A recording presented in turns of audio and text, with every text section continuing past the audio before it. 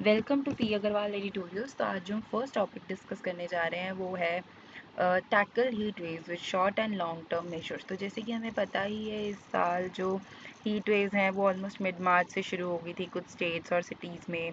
Almost 20 days पहले आ गई 2024 से भी।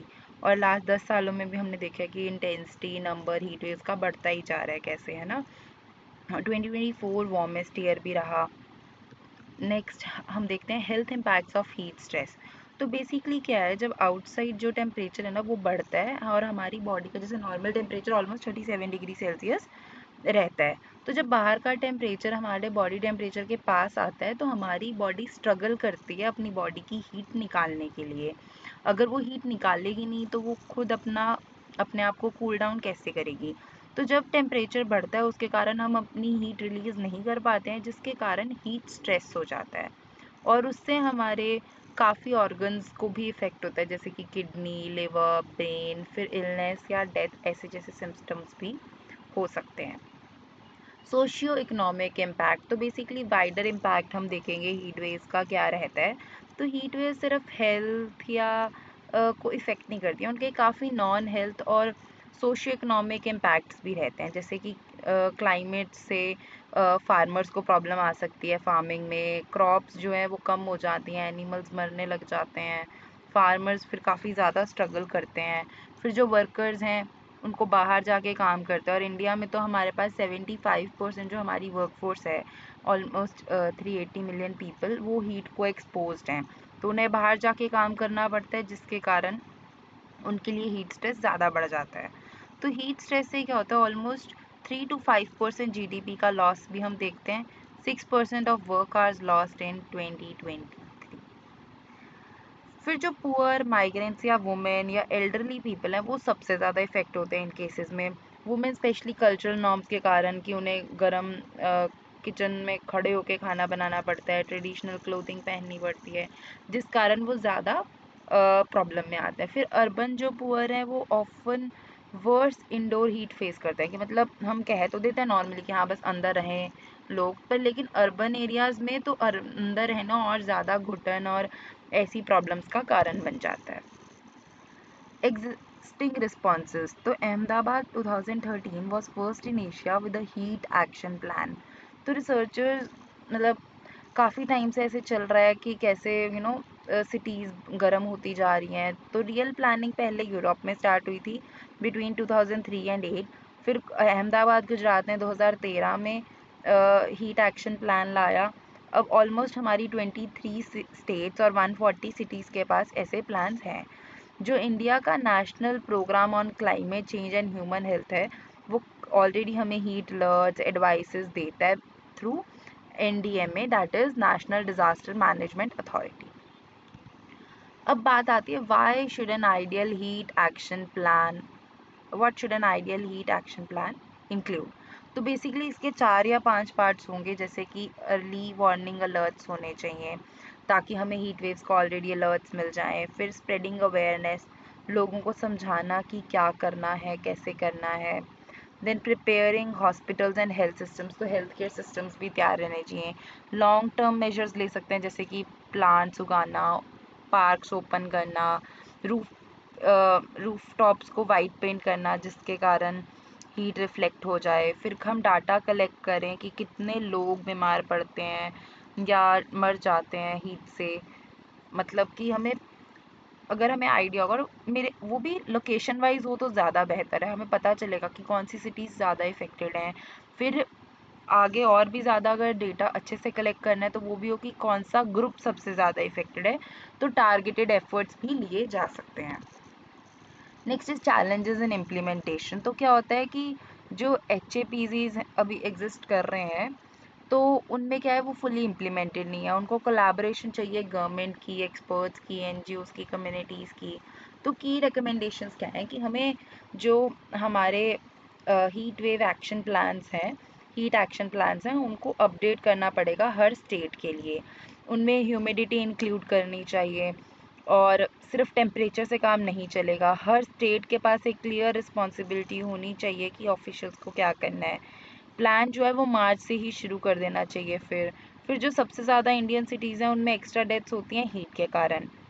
उससे हमें पता चलता है कि अगर ज़्यादा अच्छा डाटा कलेक्शन हो हमारे पास कि कौन सबसे एरिया में कौन से ज़्यादा और किस तरह के लोग सबसे ज़्यादा इफ़ेक्ट हो रहे हैं, तो टारगेटेड एफर्ट्स लगाए जा सकते हैं। फिर कंट्रीज़ जैसे कि यूके, वो हीट हेल्थ अलर्ट सिस्टम्स को यूज़ करते हैं, जो कि डे और नाइट का टेम्परेचर कैलकुलेट करते हैं। तो इंडिया को भी ऐसा ही प्लान लाना चाहिए जो डे और नाइट दोनों का टेम्परेचर लाए और हम अपने हीट वार्निंग सिस्टम्स को इम्प्रूव कर पाएँ।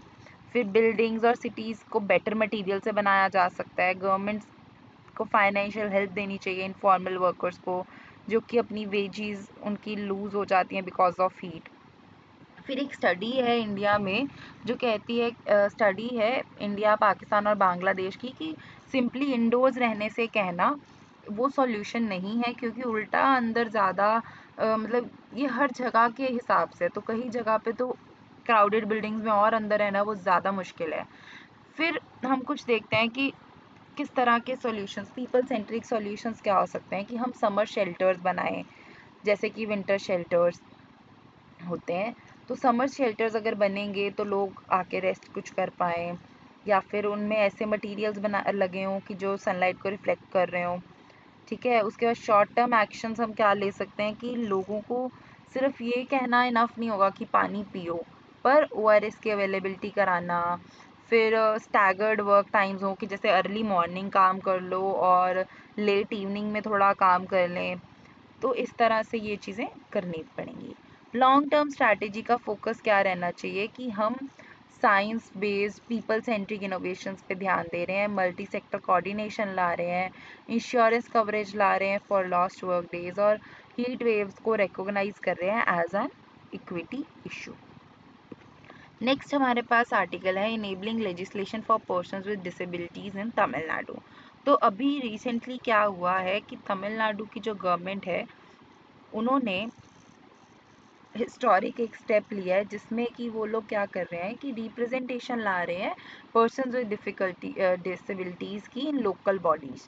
तो इससे वो क्या कर रहे हैं कि वो लोगों को और इंक्लूड करने की कोशिश कर रहे हैं, क्योंकि जब वो खुद अथॉरिटी में आएंगे, खुद लीडरशिप रोल्स में आएंगे, तभी वो अपने लिए बेटर स्टेप्स ले पाएंगे, अपने लिए रूल्स मतलब अपने लिए लॉज बना पाएंगे, अपने लिए स्कीम्स ला पाएंगे। तो मार्जिनलाइज ये जो मूव है वो काफ़ी अच्छा रहेगा कि एक मार्जिनलाइज कम्युनिटी को हम ऊपर ला रहे हैं, जो कि काफ़ी टाइम से डिप्राइव्ड थी, उनको अच्छे से ट्रीट नहीं किया जा रहा था, तो वो अब कुछ बेहतर कर पाएंगे। तो की प्रोविजंस क्या रहे हैं, उन्होंने 2 बिल इंट्रोड्यूस मतलब अभी के लिए इंट्रोड्यूस ही करे हैं, जो कि है पहले बिल में क्या होगा कि हम तमिलनाडु का जो अर्बन लोकल बॉडीज़ एक्ट है उसको अमेंड किया जाएगा, कि इसलिए ताकि पीडब्ल्यूडी कैंडिडेट्स जो हैं उनको नॉमिनेट करा जाए for town panchayat, municipal councils और कॉरपोरेशंस के लिए। फिर जो बिल नंबर 2 है वो क्या करेगा, तमिलनाडु का पंचायत एक्ट भी करेगा कि विलेज लेवल और यू नो ये panchayat, union councils, district panchayat, तो विलेज और डिस्ट्रिक्ट लेवल पे ये इस तरह करेगा। नेक्स्ट हमारे पास है स्केल ऑफ रिप्रेजेंटेशन। तो गारंटीड पोजीशंस, अगर ये बिल्स जब इम्प्लीमेंट हो जाते हैं तो गारंटीड पोजीशंस होंगी हमारे पास 650 पीडब्ल्यूडी कैंडिडेट्स की इन अर्बन लोकल बॉडीज़, फिर 13 के something in village panchayat, 400 something in panchayat unions, then 37 almost in district panchayat. और करंटली हमारे पास सिर्फ 35 पीडब्ल्यूडी कैंडिडेट्स हैं रिप्रेजेंट इन अर्बन बॉडीज़, जो कि एक मेजर एक्सपेंशन रहेगा अगर ये हो जाता है। ऑब्जेक्टिव्स और बेनिफिट्स क्या रहेंगे, इससे क्या होगा कि हम प्रमोट कर रहे हैं dignity, inclusion, leadership PWD candidates के लिए, तो फिर जो उनके लिए डिस्क्रिमिनेशन और स्टिग्मा है वो भी धीरे धीरे कम हो जाएगा। ग्रास रूट लेवल पे उनकी पार्टिसिपेशन हम इंश्योर कर पाएंगे गवर्नेंस में। तो एक शिफ्ट होगा वेलफेयर से एम्पावरमेंट में, सिर्फ हम किसी के लिए काम नहीं कर रहे हैं, वो हम उन्हें स्ट्रेंथ दे रहे हैं, वो अपने लिए खुद काम कर पा रहे हैं। तो किसी को अपने ऊपर डिपेंडेंट रखना इज़ नॉट गुड, किसी को स्ट्रेंथ देना कि वो खुद इंडिपेंडेंट हो पाए, वो चीज़ ज़्यादा इंपॉर्टेंट है, और इस स्टेप से वो हो पाएगी। कंपैरिजन विद वुमेन्स रिजर्वेशन, तो ये उसके पैरेलल है, जैसे पहले 73rd और 74th कॉन्स्टिट्यूशनल अमेंडमेंट्स आई थी कि हम 33% वुमेन को रिजर्वेशन दें लोकल बॉडीज़ में। फिर तमिलनाडु का मूव था कि हम 50% कर दें इसको। 2023 में वुमेन्स रिजर्वेशन एक्ट भी आया, जो कि अभी डिलिमिटेशन के बाद लगेगा। कि पार्लियामेंट और असेंबलीज के लिए। फिर तमिलनाडु जो है वो फर्स्ट इंडियन स्टेट बनी है to reserve seats for PWDs in local governance, need for effective implementation. तो हमें ध्यान रखना पड़ेगा, जैसे वुमेन रिजर्वेशन में क्या हुआ कि वुमेन अगर बन भी जाती हैं लीडर्स तो उनके हस्बैंड ही देख रहे होते हैं। तो PWD के कैंडिडेट्स में ऐसा ना हो, हम इंश्योर करें कि PW कैंडिडेट्स जेन्युइनली अपनी पावर एक्सरसाइज कर पाएँ और कोई सब्सटीट्यूटेड या साइडलाइन ना हो। लॉन्ग टर्म सोशल इम्पैक्ट क्या रहेगा कि इससे उनकी विजिबिलिटी बढ़ेगी, उनको एक्सेप्टेंस मिलेगी और इंक्लूसिव गवर्नेंस इससे आएगी, एक मॉडल बनेगा कि बाकी इंडियन स्टेट्स भी इसको फॉलो करें। तो इस तरह आज के हमारे ये 2 आर्टिकल्स थे, legislation for PWD candidates and in Tamil Nadu, and the other one was long term and short term plan for heat waves. Thank you.